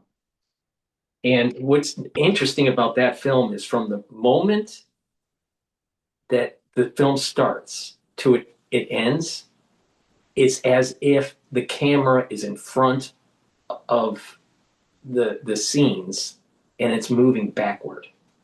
And so you're feeling that the whole thing is It's coming at venturing you. out of the It's coming reality. at you. It's like a movie that it feels that the action is coming towards you.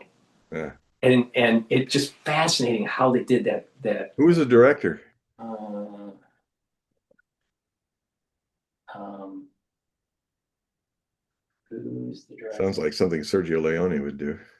He did Once Upon a Time in America was something like that. Of course, Once Upon a Time in the West is a masterpiece. One of the most beautiful melodies. Mendez, Sam Mendez. Oh yeah, Sam Mendes. Well, he's a well-known director. Yeah, good one. Um, No, it's just fascinating how they did the cinematography. I mean, in Once Roger Upon. D. Deakins was the Oh yeah, okay, yeah. Well, there's some good people. but We're I all just getting an that film experience I that Mr. liked. Hogue is a real movie buff.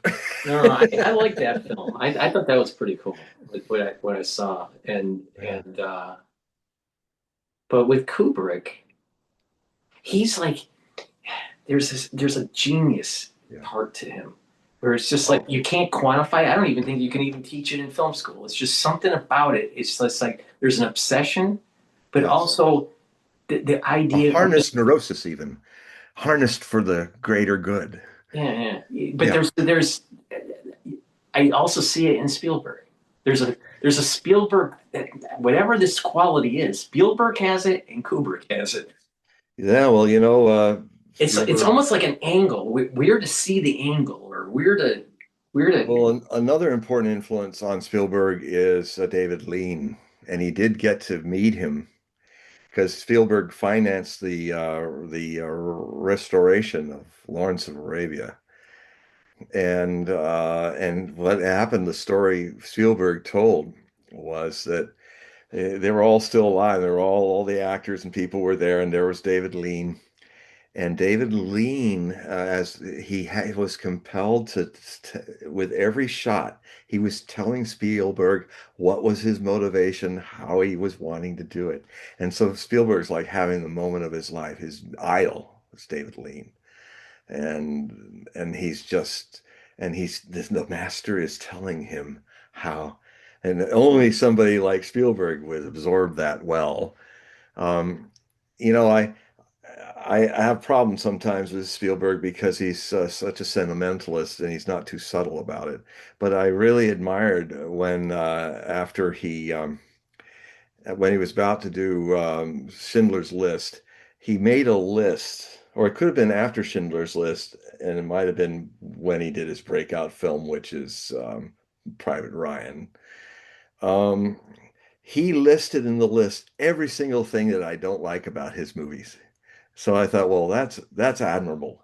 He knows his weaknesses. He knows his stuff. Or it's like what he did with War of the Worlds, which is also really good with Tom Cruise. Mhm. And what he wanted to do is, I don't want to repeat anything that has been done in any of the other War of the Worlds movies or any other invasions of Earth movies. So he made a point not to have a single cliche of anything else. That's why he came up with that wonderful idea of when the ray gun hits the human, it doesn't destroy the clothing. It literally takes the water of the body inside and turns it poof into ash. And those visions of falling clothing. So it's kind of a metaphor to all the naked people of the Holocaust in this new Martian Holocaust hitting everybody. Mhm. And then you just see all these clothes just slowly falling out of the sky. That's brilliant. Or the way he had the little girl Fanning, Dakota Fanning, she's trying to find a place to pee, and it's a nice little brook, and then there's this one body, and there's another body, and then it's nothing but bodies going by, and she turns around, and sees it, and runs back to her father. I mean, that's yeah, he's great. He's great, and but it was Lawrence of Arabia that was his beginning into his journey into film. It was just like for me, it was Wagner's Ring. I mean, I consider there's two lists that I have for certain people that are masters of their art. Um, and Kubrick's one where I say, well, who do you think's the greatest directors or one of the greatest? Well, I put everybody else in this list, and here's Stanley Kubrick. Somebody's just kind of stands alone. I'd put all these composers that I love, but here's Richard Wagner. And it's just because of I mean, he's a super genius. Barry Lyndon is amazing film. He literally brought back the 18th century. He literally made a movie where people behaved exactly and thought and lived. You felt you were taken back into the 1700s, mid 1700s during the Seven Years' War. Um, And Full Metal Jacket, I also love. It's like two movies, and it's odd because they had to film the war stuff first, so that they could shave their heads and do all the stuff with Oh, I didn't know FDR that. I playing didn't the know drill that. instructor. Oh, wow, I didn't know that. That Yeah, makes they sense. had to. I just figured it was just in sequence, but no, that totally makes sense now. Well, maybe I'm wrong, but if I'm wrong, the sequence for the actors to recalibrate back to maybe they did the veterans first. Now they had to be the grunts. Now they had to be the guys learning. Give me your war cry. Ah, that's not a war cry. This is F. Lee Ermey. That was a great A movie. fantastic movie, and the way Kubrick has a sensitivity to music in all of his movies, like the he has. I think it's rare. He has a musicality. He's like an orchestra master in some ways in his movies. I mean, 2001: Space Odyssey was one of my major transformational moments. I would have not had the life I had if I had not watched that and then watched Sergei Bondarchuk's Vladimir, the 7-hour Russian film of War and Peace. These two changed my life. And my mother and father and my brother, they all came to the Grauman's Chinese Theater, and it was like 10 $10 a seat, which then would be like $30 a seat. And in 68, 67 or 68, somewhere around there. And so watch the movie, and of course the opening everybody loved with it. Oh, and suddenly you're seeing a conjunction of planets, the sun, the earth, and the moon, all in alignment. And it does Oh, dee, da. And then it goes fade out, and my mother turned to me and said, "Oh boy, this is great." She rarely did that. And then the rest of the movie, they were gassed and shocked and lost, and I was like, "What is this? I don't understand it, but I want to understand it. There's something here." And so they're getting in the station wagon. We're going back to Palos Verdes. And they're, "Oh, well, that was a waste of money. And oh, I hated it." And I was saying, "No, no, what about you? I want to, it was trying to say something, and I got to find out." So then I read the novelization by Arthur C. Clarke. And then as I do with my research, I obsess and go deep into stuff. And it got me into my mystical world, that movie. And then War and Peace was actually, I remembered a past life, which was very significant 3 lives ago through it. It was like a spiritual change. And I also learned how that sometimes when you lose your religious dogmas and your churches and all, and you become an atheist society, you just might actually capture Tolstoy's Christian mysticism in a movie far better than if you were religious.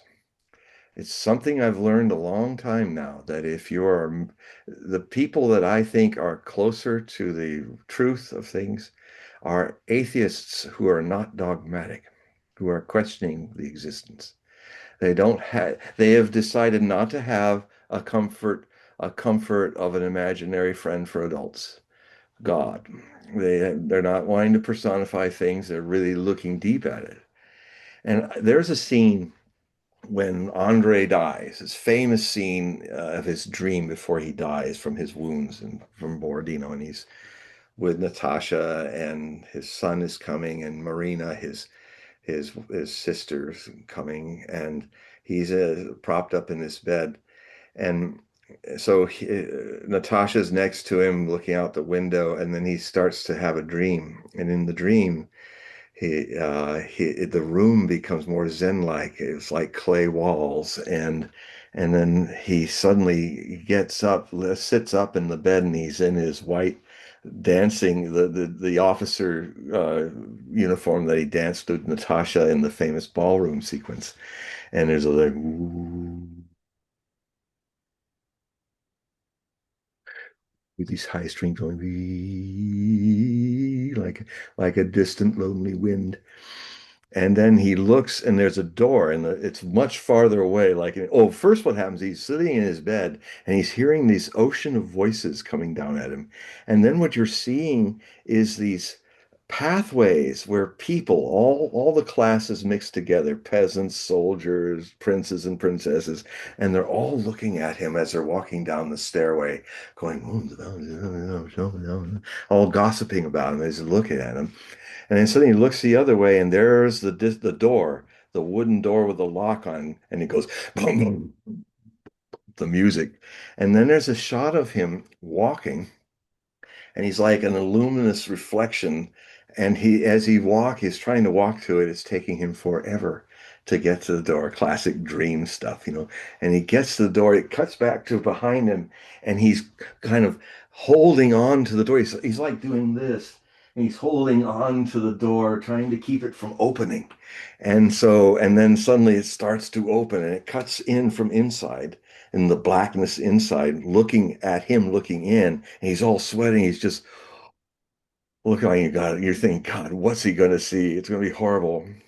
And then you see what he's seeing, and what it is a little version of him in the infinite blackness walking. And as he walks, the bell goes ding, ding, ding, ding, ding, ding, bong. And there he is back in the bed, sleeping, and his eyes are opening. And he's saying exactly like Tolstoy wrote. He says, yes, that was death, and I have died. And then his eyes change, like, yeah, but yet I'm awake. And this is his voice. He's just not moving his face, it's just his inner voice. And his eyes flash a little, and he says, yes, death is an awakening. And then things are distracted. Here comes his son and Marina and kissing with Natasha and all. And he sees his son and well, they have been talking and they're there with him. And there's a beautiful shot where Marina's got her back turned to him, but you can tell that she's sensing something's happening to him.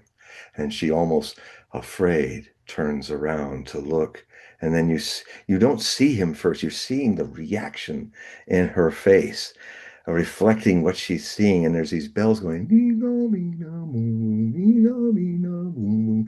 And there he is laying in the bed, regal though dying, and his lids slowly, slowly close.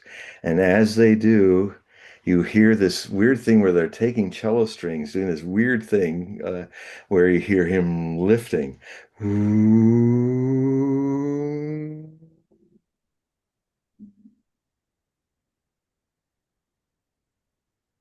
Silence. And all you see for the next minute and a half is a shot which must have taken a long time to find. The camera is a shot from the Russian steppes, looking of the cloudy sky, and there's this one part of cloud that's opening. And as it's opening, because there were a slight cirrus that you almost feel rather than see in the blue sky beyond, it gave an illusion of more dimension and depth to the infinite blue sky. And it's just opening, opening, opening for a minute. Pure silence. That was another epiphany moment for me. I was just, and when I thought, my God, the Soviet guys who are not going to church, they've got it. They've got the Christian mystical side. This is exactly what Tolstoy was trying to express in his writings. Hmm. Um, but he was a rebel Christian. So, so yeah, see these films, folks. These are great masterpieces, and I love that we kind of got into something more beautiful than the we came to the light after all this darkness that started this show. So we're getting near to the end here. So John, could you explain the readings and your periodicals? I do private readings. I came back to them in 2018. For 26 years, something happened where they were there one moment and they were gone. And people were shocked because a lot of people like my readings. I didn't like them. So I thought there was something I wasn't seeing in the way.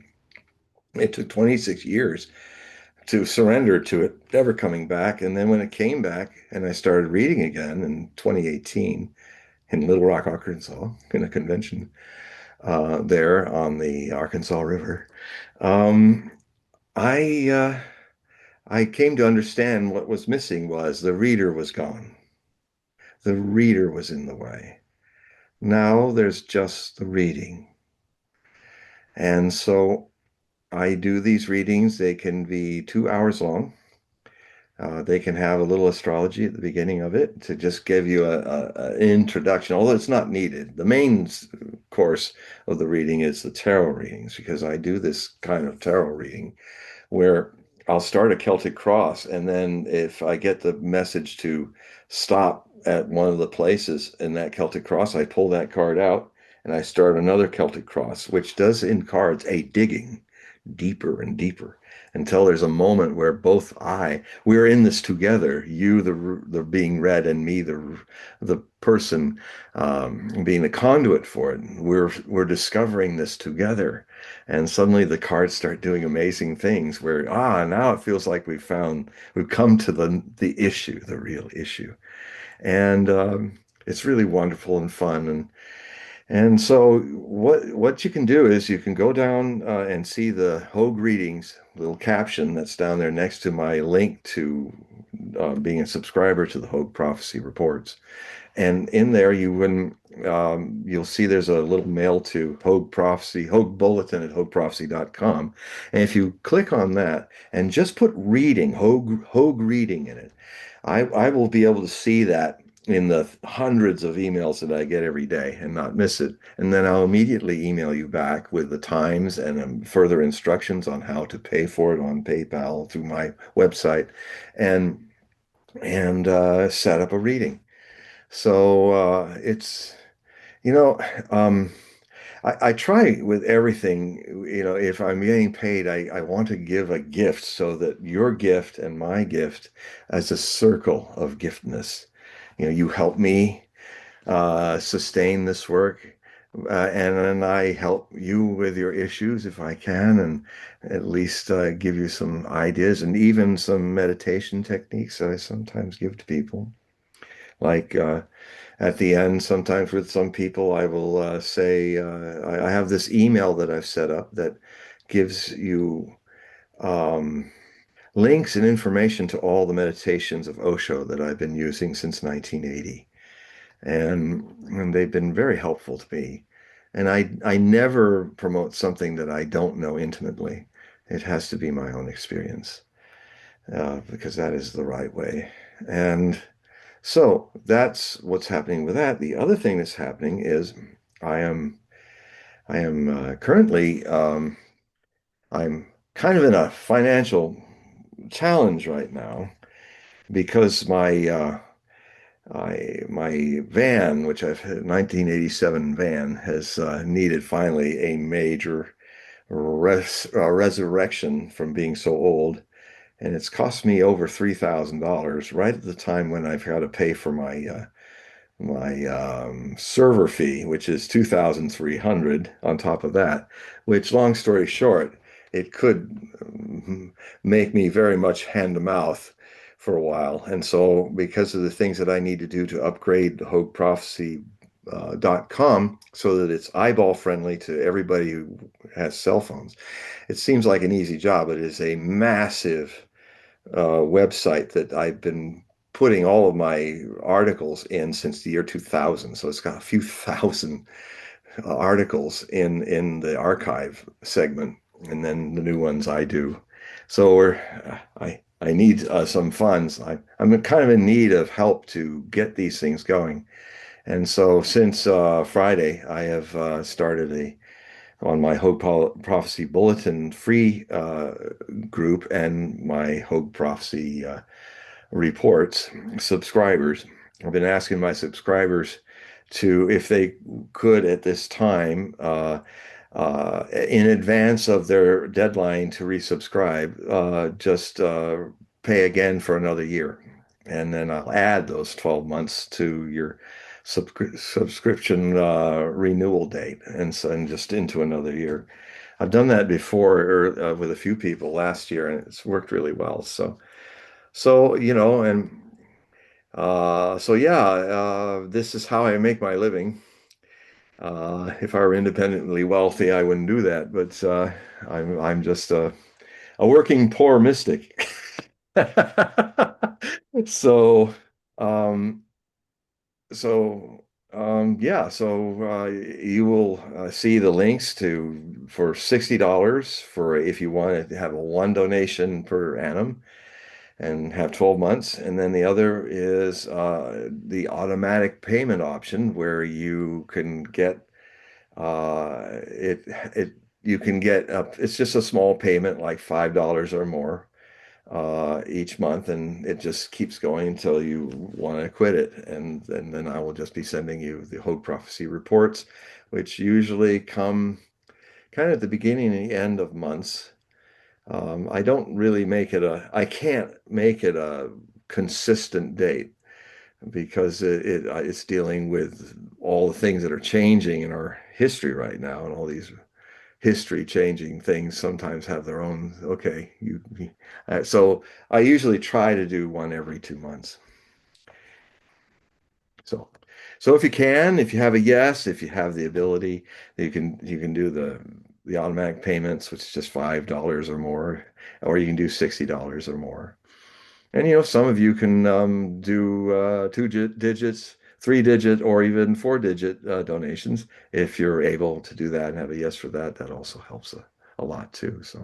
So we've got this thing going. So if a lot of you have been watching me here on Paul's show, want to help me continue to do these things, yeah, join. Like I say, if you just want to sample it, just $5. You know, $5 is fine. If a lot of people send $5 really works. I know I like it because it's not causing too much of a burden on you. But the key is there's got to be a volume of people doing, not waiting for somebody else to give $5, but you, only you, to make it. And then if you do that, you put Paul in the memo line. Uh, and we will hope Paul doesn't mind that. Are you okay with that, Paul? That's fine. That's fine. Yeah, No. yeah. Sorry, I didn't ask you.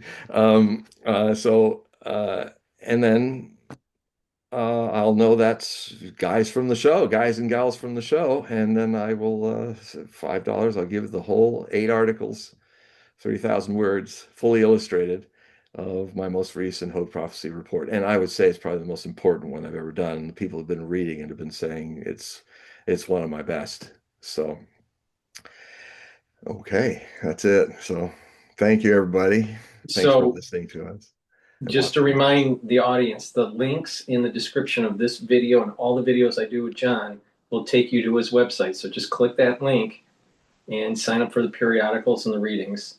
And John, it was Joanne that I believe she resent the email. So, Yes, I saw Joanne. I saw it on the top of my computer screen, so it did get through. So I'll be looking at it. all right. So everybody, thank you for joining and asking the questions and listening. And please share the links so we can grow the channel and make sure that you hit the thumbs up button. And we'll do another show in about 2 weeks. So, Yep, it'll be a so whole different world, just like this one. yeah. So, John, you need to say goodbye to everybody. Goodbye to everybody. All right. Thank you. Thank you for listening. Bye bye, everybody.